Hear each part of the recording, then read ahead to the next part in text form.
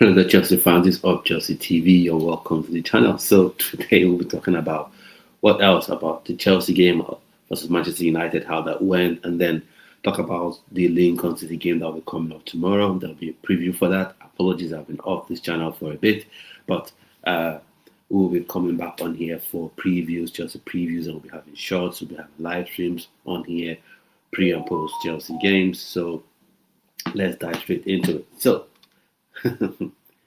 the game yesterday, it wasn't just Maresca's fault, but he had a large part to play in it. The players, they had a large part. They had a large part to play in that loss, in that defeat to Manchester United. I know I did a video or a live stream on the other channel where I talk about football in general, so you can check out that one as well. But come on, man, come on. We're talking about Chelsea right here. We're talking about welcome to the channel if you just joined in. And I know I've been off this channel for a bit. Apologies for that. Let's dive straight into it. Talking about Manchester United, Chelsea played yesterday. Chelsea lost the game. It's a loss that hurts, really, really hurts. And why is that? Because Manchester United are on their absolute worst form ever. Right, the absolute worst form ever. But somehow, some way, Enzo Maresca found a way to make them look good. And fair play to Manchester United. They started the game really, really well. First 5-10 minutes, started like a house on fire that game. So top marks to them in that regard. But come on, that's where I say the players. That part of where I would say the part of the blame they should share in the blame as well, because you had that time you could have dropped a bit deeper a bit and absorb the pressure and then hit on the brake, right? Then you talk about Sanchez. Sanchez made an awful decision. I kind of understand why he made a decision, though it was not the right decision. You had him Wemo bearing down on goal, and then he just stuck his lazy foot out there because his starting position was was too bad, was too high. Starting position was too high. He didn't give himself any room for error.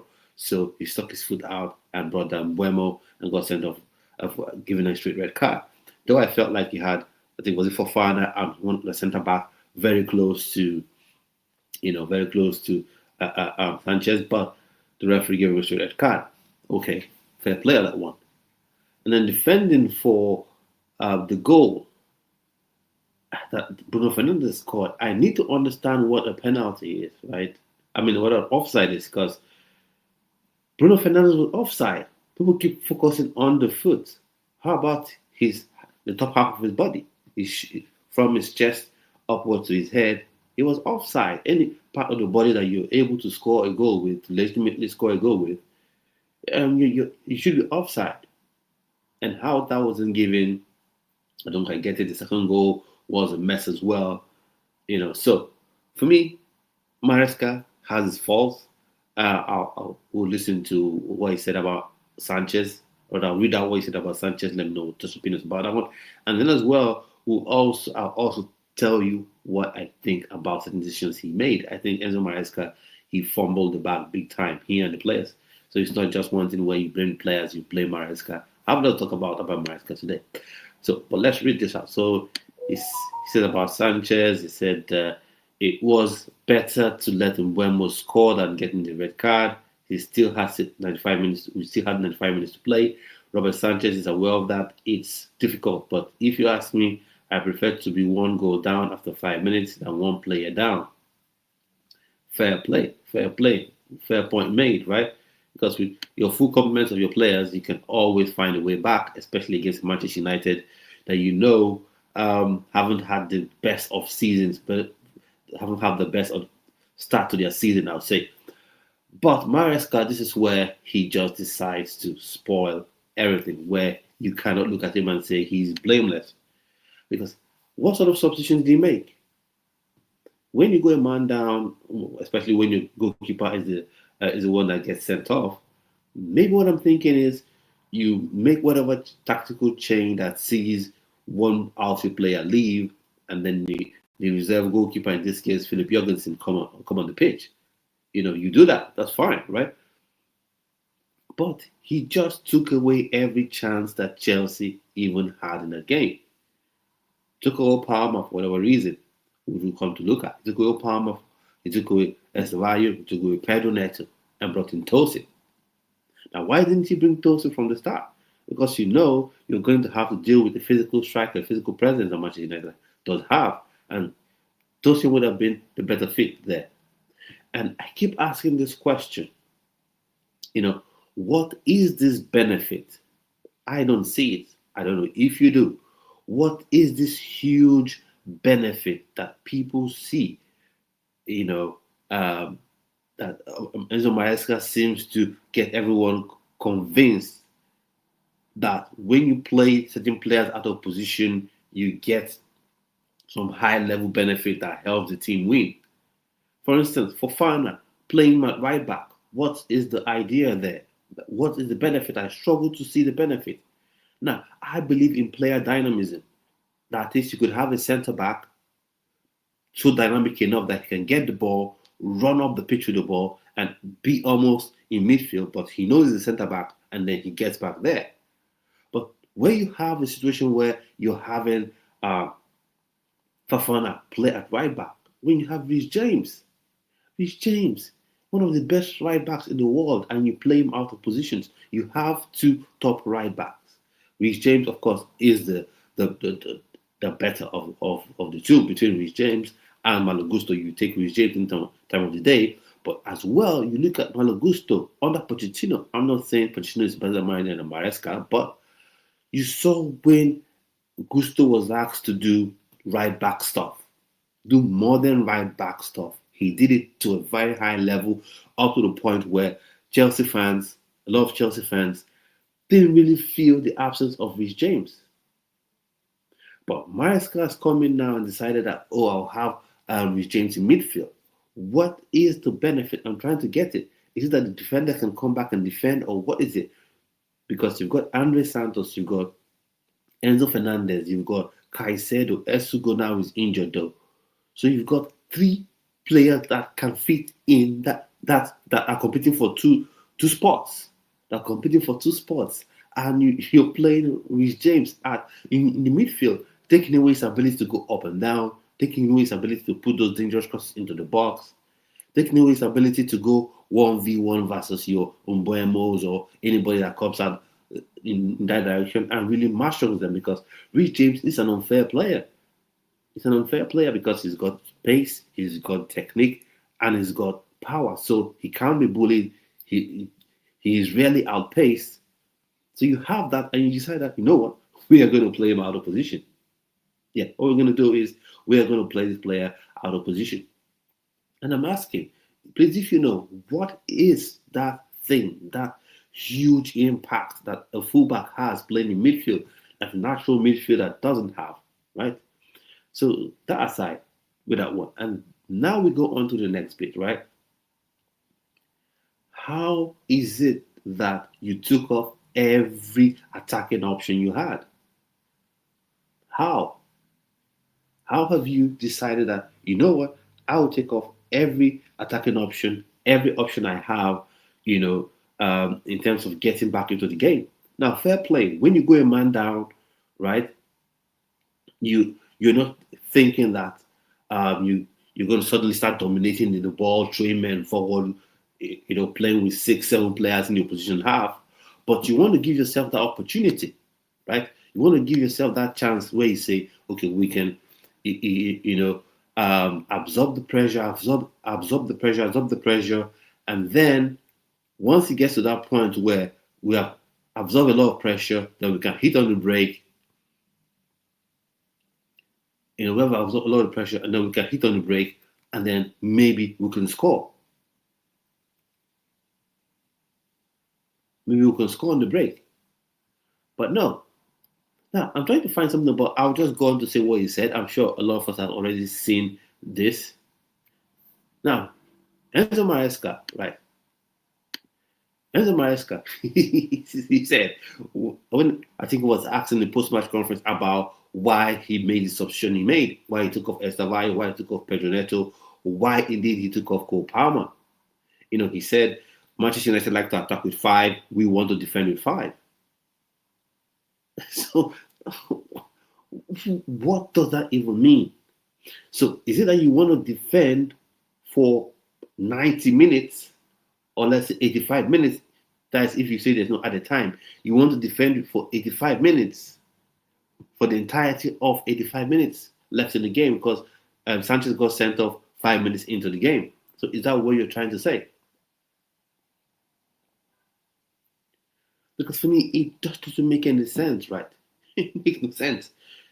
At least you have a Neto there because we know Neto has decent work rate, so he would have been going both ways.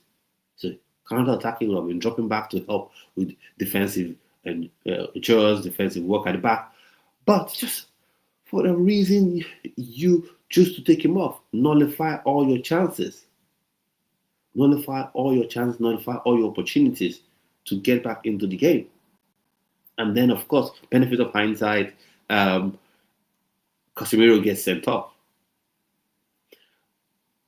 And then you can say, okay, that is not, you can't predict that. But even in that instance where you cannot predict the Casemiro getting sent off, but at least you have 1 or 2 players that are attacking threats. João Pedro tried. He tried. But most times he was so isolated, such a lone figure. So he tried. And I must say, the decision when Chelsea played Fulham at Stamford Bridge, that was the right call made by VAR to disallow the goal based on the foul on Chalobah. But for whatever reason, it now seems that Chelsea will be punished for the decision that was right. Now, we've got the Brentford one where you had players offside. And was it Hackett or whatever was saying the player didn't make contact with the ball, but he went for the ball, he went towards the ball. That was not given as offside. We got in the game versus Manchester United, Bruno Fernandes was actually offside, but what did we get? They said no, that's not offside. Okay, fair play. Then the penalty. VAR did not intervene. So what are we saying about VAR? Either we have it or we don't. You can't be selective with it because it is this hyper level subjectivity that brings about corruption in football. When you want to super subjective, we can't have objective points in games where VAR must intervene. It must be highly subjective or have a high threshold of VAR intervening. When you start using those sort of semantics, those sort of phrases, those sort of narratives, what you're doing is, from a PGMOL perspective, you're laying the foundation for corrupt practices. Because one moment, a player will be hacked down in the 18-yard box and you say high threshold, we don't want to intervene. And then the next moment, a similar offense may happen, and then you come up with a different reason to say it's a penalty. So for me, I don't get how that João Pedro's penalty wasn't given. And it was at a crucial point in the game. Right? A crucial point, 1-0 down, you score that goal, it becomes 1-1, and then at least you have something to hold from a Chelsea perspective. But that didn't happen, that wasn't given. Now, the goal that Manchester United scored, the second goal that Casemiro scored, was comical. You had all of Chelsea defenders crowded just like a pack of sardines, like a school of fish, packed at one end of the 18-yard box, while the ball was just flying around somewhere else. And you had like 2 or 3 Manchester United fans free. So that was comical to me, right? So that's the goal that Chelsea should have considered, the clumsy one. Now, one thing that people have been saying is sort of silver lining. I look at it, it's a good thing, but I don't think it's a silver lining because it's only a silver lining if someone learns from it or it benefits you in the long run. And that is Enzo Fernandez, with bringing a man down, he played in a deeper role. Now, it would be a silver lining if going into the game versus Lincoln, going to a couple of Premier League games before the international break, he plays in that 6. Then you say, yeah. But the very next game, he is going to play in that 8. And I tell you, what Maresca is doing, he is forcing this thing. because there's no huge benefit. Enzo Fernandez, in case you don't know this, is not going to be able to replicate Frank Lampard and give you 20 goals a season, give you 15 goals a season. He may crush the box every now and again, score 3 or 4 goals or 6 goals a season, and you're like, wow. No, let him play in the 6. And people think sometimes when you say player play in the 6, he just sits in front of the back 4, never moves, never does anything else, just sits there. But that's not the case. Look at Fabregas. Fabregas for Chelsea was a 6. Deep line playmaker, had the ball, he could see the whole pitch. And that's what you want Enzo Fernandez to be doing. Be in a position where he can see the whole pitch, control the pace of the game, flog the passes to right wing, left wing, look at Powell making the runs, give those passes. That is where you want him to be. But when you decide for whatever reason that you want to make him this 8 thing, that's just weird. So I don't get this. You have right back playing in midfield, you have a centre back playing at right back, you have a deep line playmaker playing as an 8. I don't get the benefit. I struggle to see that high level benefit that you get from it. That benefit you get from playing players out of position, I don't quite get it. Maybe some fans get it. So if you're in the chats and you get it, please explain to me, because I don't. You have some of the best players, some of the best young players. How about you use them in their proper position? And then if they can cut it, then you can point to the board to say, look at this player, I played him, and he's unable to cut it, he's unable to deliver.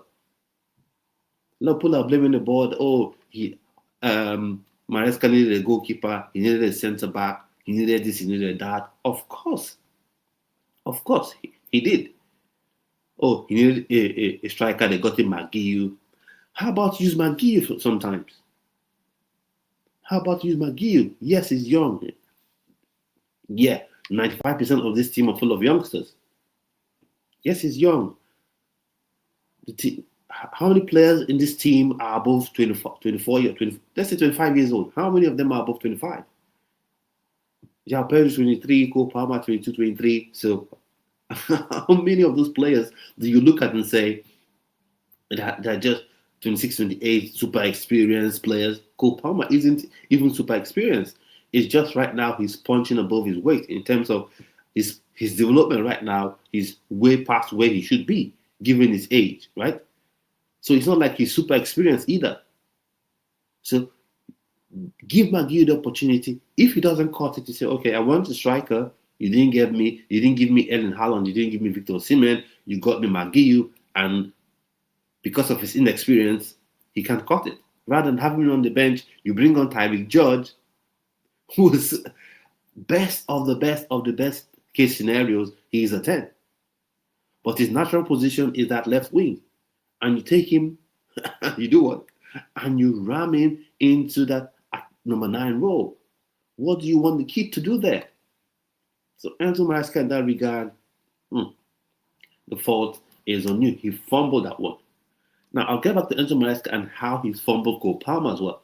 Because this goes way back to last season. So, but still go back, talking about players now. Robert Sanchez, talk about his mistake. His starting position was awful. I think he didn't give himself any opportunity to recover, any opportunity to make up for any mistake or errors he's made, because it was just way too close, almost out of the 18-yard box. So Wamo, he brought the guy down, because the way that ball was played, if he was in just a few inches deeper, he would have easily picked up the ball. But that's it. Then Chalobah, I must talk about Chalobah. I know Chalobah scored the goal, he pulled one back, and everyone is going on about, oh, Chalobah is so good. No, he's not. He's not. I like Chalobah. Chalobah, Cobham graduates, I always have a soft spot for every Cobham graduate, right? And I watch Chalobah grow, right? So, just as like any other Chelsea fan, I like Chalobah. But watching over the years, for Chelsea at least, he's not been super consistent. He's not that guy that comes in and gives you 8 out of 10 straight 20 games, 25 games. He will give you moments that will make you believe. He will give you moments where you're like, wow, oh man, Chaluba, look good. Oh, we shouldn't think of buying another defender. But when you look at consistency, he will let you down, right? He missed that header. In the Bayern Munich game, he considered an own goal because he wasn't spatially aware. So Chaloba is a nice player for the spirit of the team. It's good for him to be in the squad. He can come off the bench and do a job. He can come up and play a couple of games as well, starting in the starting lineup. But to be that guy, to be that absolute guy, that to be that guy that is the dominant centre back, the one you want to rely on all season long. He's just not a guy. And now people go back to the thing to say, oh, but Maresca, oh, he needed a centre back, experienced centre back, and they didn't give him the centre back he needed. Okay, I'll buy it. Yeah, they didn't give him an experienced centre back. But you had a very highly rated young centre back that you were given, and let's not make any mistakes. You know, this team has a lot of young, exciting players, highly rated players. Your Gittins, your Facundo, that we'll talk about later on, your Ganacho, and all these young players. So you're giving all these other young players opportunities, but in the one area where you need players, where you supposedly have need for, you choose not to.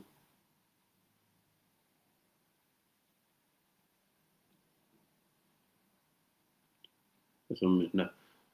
So, but in the one area where you supposedly need players, where you need numbers, you say, you know what, I'm not going to use you. You had Aaron Anselmino on the bench. No, rather, you had Aaron Anselmino in the squad. You didn't play him. You did not use him. And we all know that's one tactics coaches use to send messages to their respective boards to say we don't like this player, we don't rate this player, we don't want to give him this opportunity. That's one way. Either we play him out of position, we play him, give him a few minutes that will frustrate the player, like 2 minutes to go, we bring on the player, or we don't even mention the player in the press conference, we don't even bring the player on. And that's why you do the Aaron Anselmino. And say what you will about Bluco and Clearlake. I am always critical of Clearlake and Bluco and this new Chelsea ownership. I'm critical about them. But one thing every board would do, what however highly rated you rate however high you rate a board, what they would always do is, if this player is just going to sit on the bench, not playing week in, week out, what we're going to do is we're going to find a way where we don't continuously bleed funds, where we can get some value for our investment in this player. And that's just good business. So if Aaron Anselmino, you're not going to use him. What we're going to do is we are going to send him out to Dortmund, get some loan fee for him, and then rather than having him take full pay, sit on the bench without even the slightest opportunity that he's going to play. So you can say he should have got a world-class centre back. But we know how this team has been built. For all those of you who love Clearlake, who love Bluco, you never criticize them about anything. If they sign some 19-year-old from Brazil tomorrow, you will be cheering and chanting like the 19-year-old is Pele reborn. Right? So this whole team is full of young players. You have one, you refuse to use him. You refuse to use him, he's gone on loan. Now people are complaining. Looking at Chaloba, can he be that guy in that midfield, in that defense? No.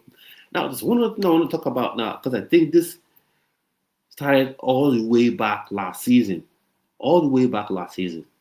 Right? Because he said this about Cole Palmer, right? When they asked why was Cole Palmer taking off, in addition to the Manchester United attack with 5, so we must defend with 5, which is pure utter nonsense, in my humble opinion. But this other thing as well is said about Cole Palmer. For me, before I bring that up, the thing is, what were you thinking? I'm like, duh. What were you thinking? So I'll share my screen in a minute, yeah? What were you thinking? What did you think what's going to happen? And you are meant to be a former player, midfielder. You've been in and around, coaching setup, Man City, Parma, Leicester. You definitely should understand what overusing a player would do. And I've been saying this time and time again. And each time I mention this, oh no, who do you bench Palmer? I keep saying it. Cole Palmer is a good player, but he's no cyborg. He is not a product of Skynet, right? He is a human being. He has blood flowing through his veins. So as a human, he needs to rest. As a human, if you overwork him, he's going to break down. But no one wanted to listen. Everyone, because people have this in where they form a niche where they worship the manager, they worship the ownership group, and don't use their brains, don't use their eyes. I keep saying this. Even if you don't believe me, use your own eyes. Watch things.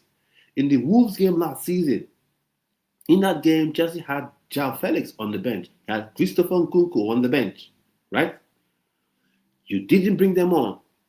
Cole Palmer was hobbling on one leg that entire game. The Wolves players were kicking the living daylight out of Cole Palmer in that game.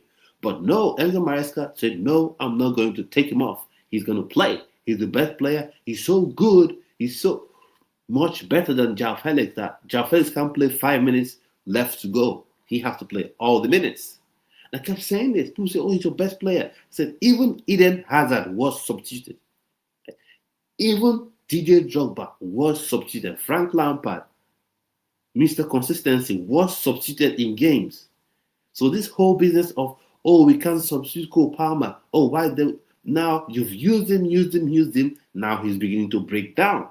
So he says Maresca on Cole Palmer's injury is a problem for a long time for him. He's growing. Cole was not 100% ready, but he wanted to play this game. So the effort is huge. But after 20 minutes, he decided it was too much. Yeah. So it's no magic. It's no magic. It's nothing shocking. It's not surprising. It's unfortunate, but it's not surprising. It's not something out of the blues that looks like incidentally. It's not something out of the blues that, wow, we didn't see this coming. We saw this coming. I'm sure you did. I know I did. I saw this coming. Game in, game out. Full 90 minutes. Never subbed. Even games where you're winning. That Wolves game. Chelsea were winning. Was it 4-0 or 4-1? But no. Cole Palmer keep playing. Even if you're injured, even if you're stressed, keep playing. And now we're seeing the results of it. Now, Facundo Buonanotte, why was he signed? I raised question marks about Facundo Buonanotte. But what can we do? He has been signed. He's in the team. So why can't you use him? In the Brentford game, he was used. And he looked fairly decent. But do you know what? Maresca yanked him off. He yanked him off. Maguire, that is 6'2", that can be physical. We know how well he presses. We've seen it in the Conference League. We've seen it in a couple of games he played, for Chelsea in the Premier League last season. He can put himself about and be difficult, while João Pedro can be the guy to come in behind. But say no, we're not going to play him. So all these type of things, and I know what he is doing. Managers have done this before. Antonio Conte did this at some point as well, which is, I don't like this player. I don't rate him, right? So what I'm going to do is I'll send a message to the board. I won't let this player play. I'll keep him on the bench. I won't even have him in the starting lineup. And that's what he's done with Facundo. He's done with Maguire. And then you complain. Yes, you need a 9. Yes, you need a 9. You need an experienced number 9. But that's not the model of the club. And Chelsea fans out there, this is what a lot of Chelsea fans have been celebrating. Oh, we don't want to break wage structure. Yeah. So with that cheap wages, with £80 a week wage, with the £50,000 a week wage, that's what comes with it. Inexperience, ups and downs, taking time to be bedded in. And for someone like Maguire, the more you leave him out on the bench, the more he still remains inexperienced. So you've got to use him. You can't, on one hand, embrace the model when you have to sign the likes of Victor Osimhen and the likes. You say no, let's sign these young players, and then twist your nose up and blame the board that you support when they sign these young players, and say, you know what, and the board don't want to give him an experienced striker. Yeah, that's the model. That's the model lots of Chelsea fans have embraced. If you're joining the stream, thanks for joining. But talking about the offshoots from yesterday's game, Chelsea, Manchester United, Chelsea, it hurts so bad for me because this Manchester United side is the absolute worst side in 10 years. In absolute 10 years. The worst of the worst of the worst. And let's not get it twisted. In the last 7-6 years, Manchester United have been absolutely horrible. Horrible. And then you still lose to them. You lose to them. And you make the sort of gaffes you make as a coach. My word. So, now moving to talk about some players. Now, Reece James, maybe this is partly because he's playing out of position. And let no one tell me he's a 6. No one should say that because he's not. He just isn't. Now, people look at his passing. That is something that makes him special as a right back, because not every right back has his passing range. And that's what happens in modern football right now. You see a lot of, what do you call them, coaches come in, they see one thing that makes a player special, extra special in his particular role, and they say, no, you know what? This guy is so quick. He is a centre back. I'll play him as a right back. I'll play him as a winger because he's fast. No. Reece James passing is what makes him, one of the qualities that makes him extra special in that right back position. That's one of the things. So when you now look at that passing alone and say, you know what, I'm going to play in midfield, you take away from him. You could see how dangerous and deadly the crosses were that he was putting into the box when he was forced to stay out wide. Yet again, people are saying silver lining. I say not so much. Not so much. It's not quite a silver lining because we know, beginning from the Lincoln City game, full complement of players, Enzo Maresca will have him back in midfield. Now, speaking about, so I'll go on to make the point I wanted to make about Reece James. At some point in the game, it's almost like Reece James was fooling around too much on the pitch, and it almost cost Chelsea. It almost cost Chelsea, well, but more. Already lost 3 points, but at that point, it felt like Chelsea could get one more goal and maybe salvage a point from the game. But it almost cost Chelsea going down 3-1. He was there busy trying to do flicks and tricks in the middle of the park when you're a goal down. That again speaks to me, come on man, you're not a child anymore. Chalobah said that, but for me, he's really in the position to say that because all of you, every player, plus the manager, stunk off the pitch themselves. João Pedro was the only one who sort of kinda tried, showed some effort, showed some fight, but he was left all alone. And back to the decision that Enzo Maresca made. Why I say Enzo Maresca fumbled this game as well. So you took off Estevao, you took off Pedro Neto. Now, each moment Chelsea had the opportunity to go on the counter, João Pedro was alone because, of course, Enzo Fernandez can't match his pace, can't even keep up. Caicedo is kind of quick, but not quick enough. So who is the player that would provide support for João Pedro? None of them. Nobody. So fumbled it. Enzo Fernandez, I think he played okay in the circumstances, but that was because he was in his favored position. He was in what Enzo Maresca, Jose Mourinho would call his natural habitat, playing in that 6. But we know going into the future games, he's not going to be there. Now, I want to ask this question. Facundo Buonanotte, why isn't he being used more? Because he was meant to be the guy to take pressure off of Cole Palmer. He was meant to be the guy,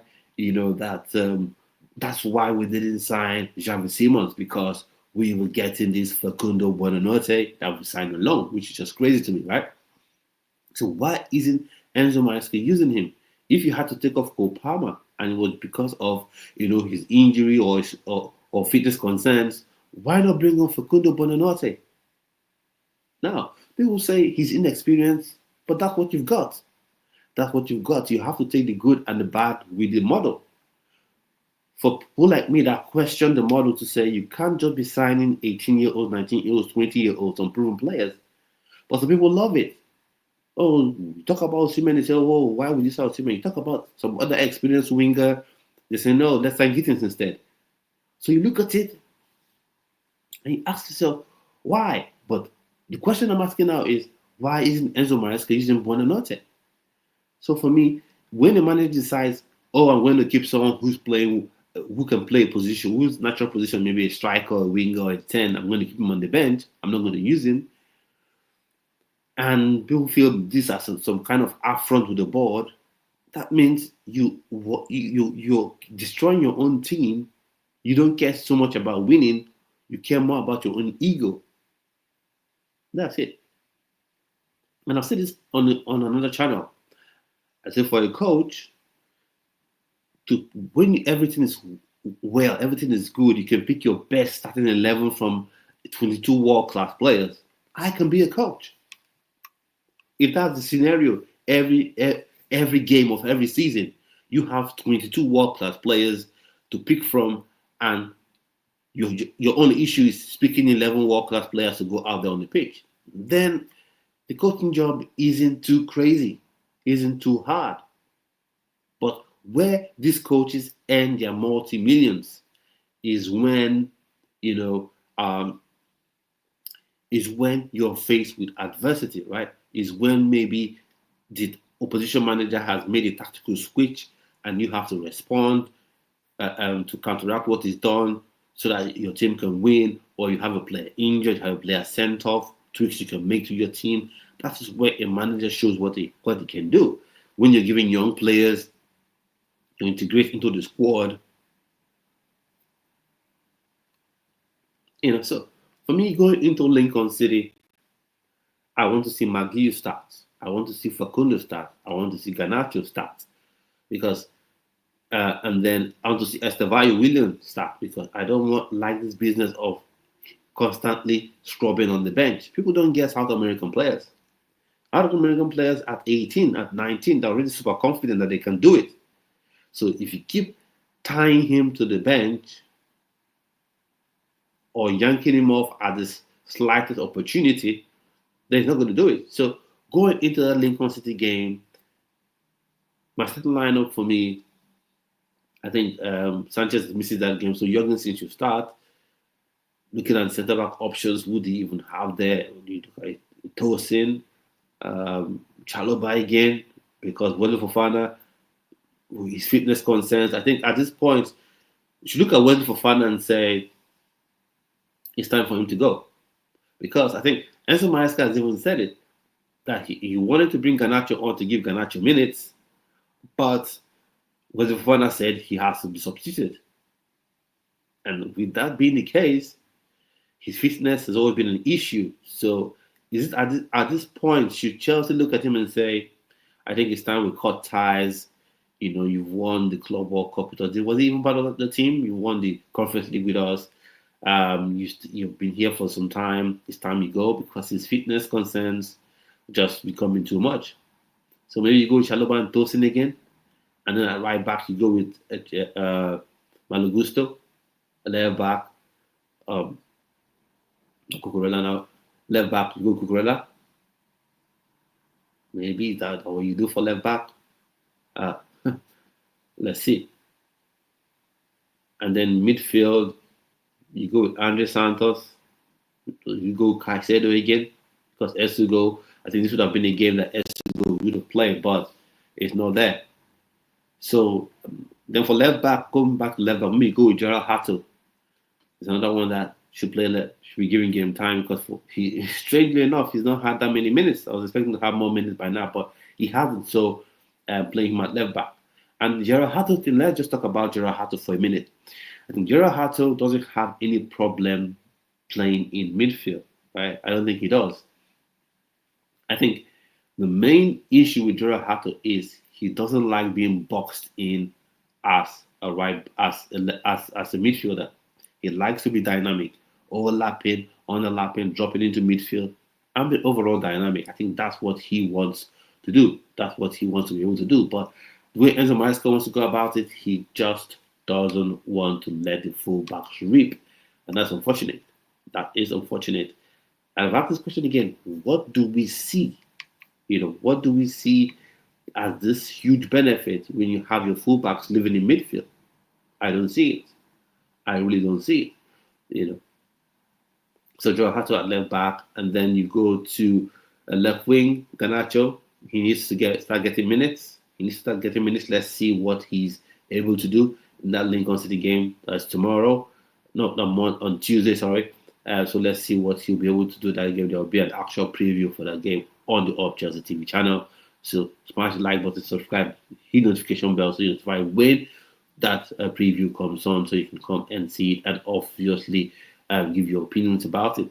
And Manguillo should also start in that number 9 position. He should start. No excuses this time around. I thought last season was the season where Manguillo would get experience and become bedded into the Chelsea system, into Maresca's system, and then this season he takes off from there. But Maresca, for whatever reason, doesn't really fancy using him. So let's see how the sound for me. I'll be going with him, and then on the right wing, I'll go with Esteban William for that Lincoln City game. Let them play in their favorite position. If I hear this half space thing one more time, I think I may just break my glasses. I may just do that.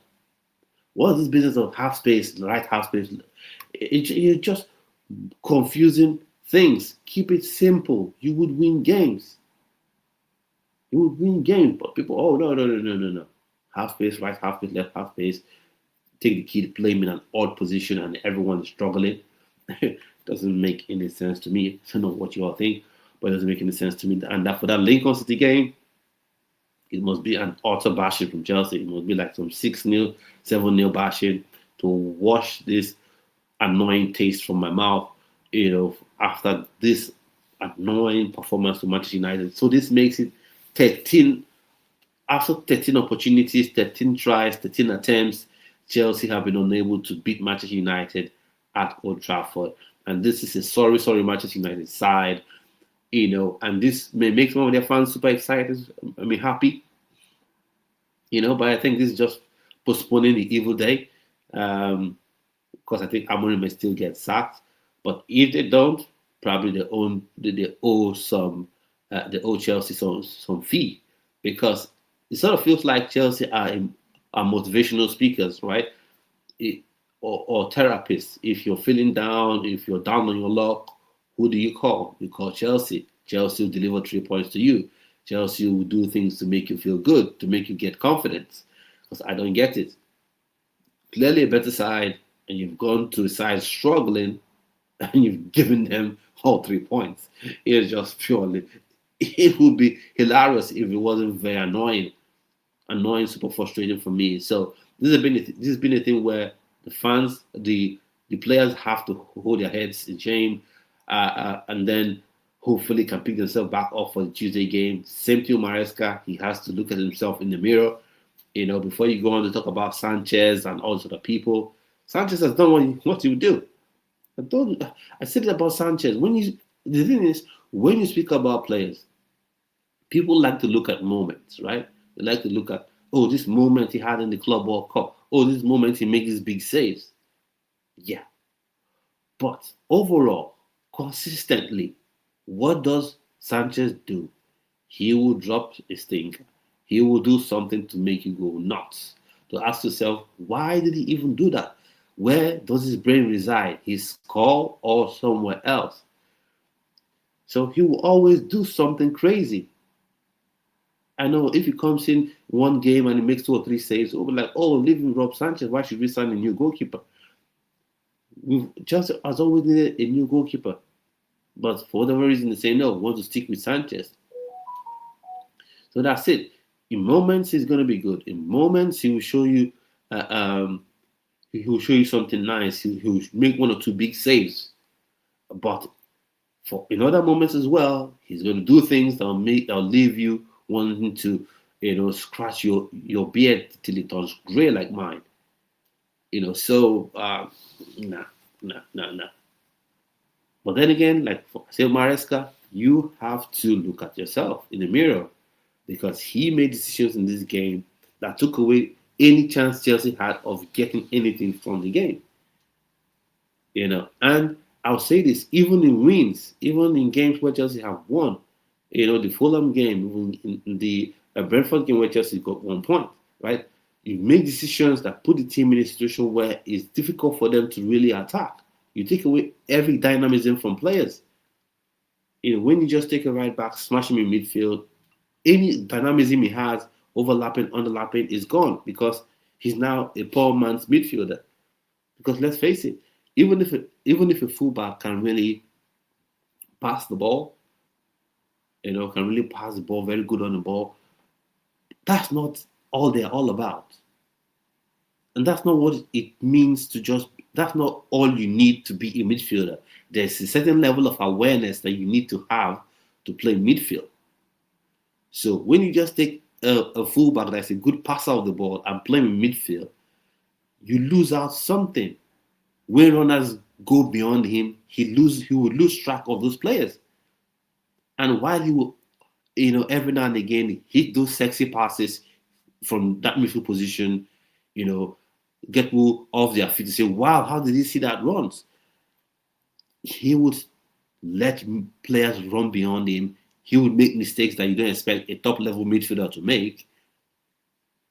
And then you ask yourself, why is Maresca doing this? Look at it, I don't see any benefit.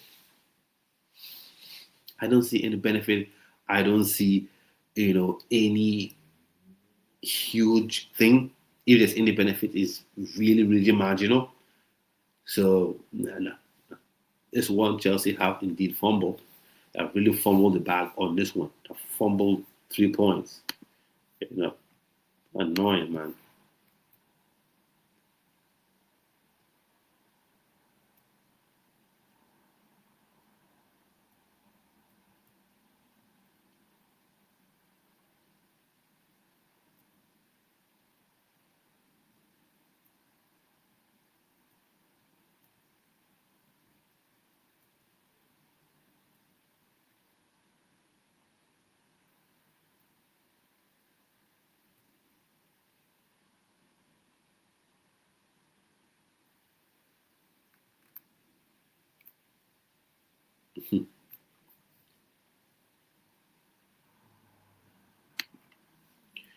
Yeah, so at this point, I want to say thank you to everyone who watched this stream, who smashed the like button, who watched this video. Apologies once again for being off of this channel for a while. Back on. Be having match previews and reviews on here for the Chelsea games. Coming up on Monday, we'll have a live stream where we'll preview the Chelsea Lincoln City game as it draws even closer. So keep your eyes peeled on the channel for that one. And then as well, we're also thinking about doing some reaction videos to players that Chelsea have signed on the channel. So just keep your eyes peeled. But this point comes to the end of this video, and I'll see you on yet another video. So do have a splendid rest of your day. Stay well. Definitely stay blessed.